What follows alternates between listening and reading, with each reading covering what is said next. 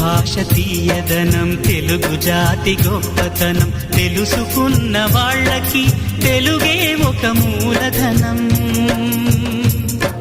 తల్లి తండ్రి నేర్పినట్టి మాతృభాషరా, తెలుగు మరచిపోతే వాళ్ళని నువ్వు మరచినట్టురా, ఇది మరువబోకురా. తెలుగు భాష తీయదనం, తెలుగు జాతి గొప్పతనం, తెలుసుకున్న వాళ్ళకి తెలుగే ఒక మూలధనం. తల్లి తండ్రి నేర్పినట్టి మాతృభాషరా, తెలుగు మరచిపో